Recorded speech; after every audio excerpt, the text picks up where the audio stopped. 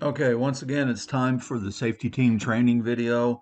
This is required. You will sign a sheet at the end of the month that you have watched this.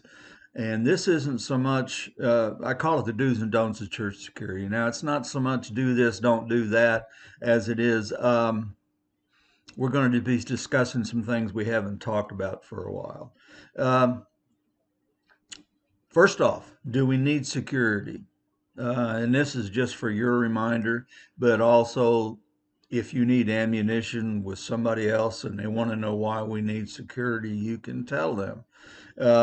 It's more evident that churches need well trained, active security. Missouri has 4 cities that require anyone that works in security to be certified. Now, are they requiring churches to be certified? I don't think it's so much at this time, but it's going to happen. Um, Vermont, I believe it was Vermont, passed a law in the last few months that require anybody that's working in the capacity of security has to be certified. Okay, to make a difference where it is. Um, Also, in the past 2 or 3 months, the federal government has passed a law stating that churches are now responsible for anything that happens in their parking lot. Um, is that necessarily? It's not necessarily fender benders or anything like that. It's crimes. We are responsible for it.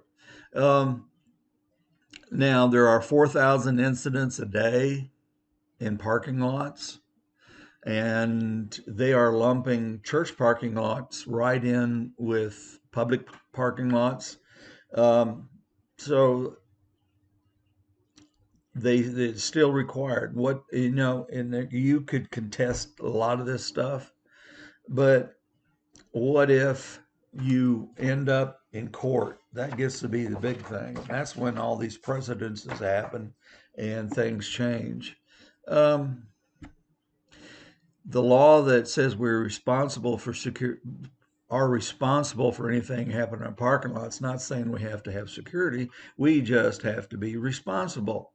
Okay. So what does that mean to you? That means somebody's got to be out there looking and making sure that nobody's getting robbed or kidnapped or anything. Okay. The next topic, I want you to remind you to be alert. Keep your head on a swivel. Um, Remember what our responsibility is. Commitment is commitment. Okay? Can I say that again? Commitment is commitment. And we just signed the recommitment. Do you remember what commitment is?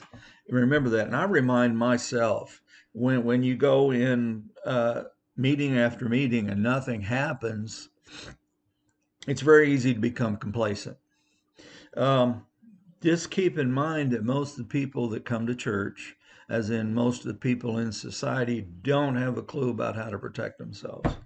So we are being as much their eyes and ears as anything, and we want to we want to have we get so wrapped up in this gun thing that we forget about things like slick parking lots, slick sidewalks, um, high intensity winds, um,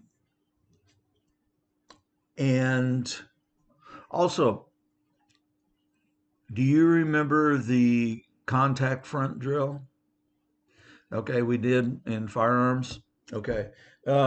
Think about that when you talk to someone. Don't become so engulfed talking to someone that you're not looking around. You are people's eyes and ears. Um, so keep an eye on what's going on. I talk to people. I don't deny that. That's part of to me of going out in the parking lot and assessing people to see how they're doing.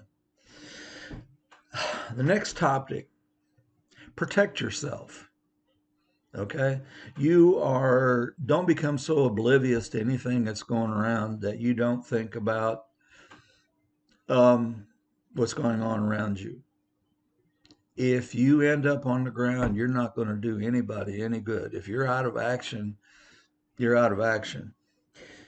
And along the same line, remember that concealed is concealed.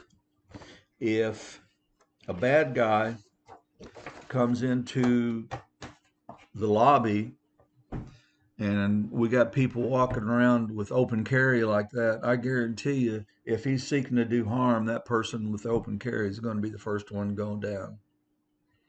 Okay? So concealed is concealed. Remember that.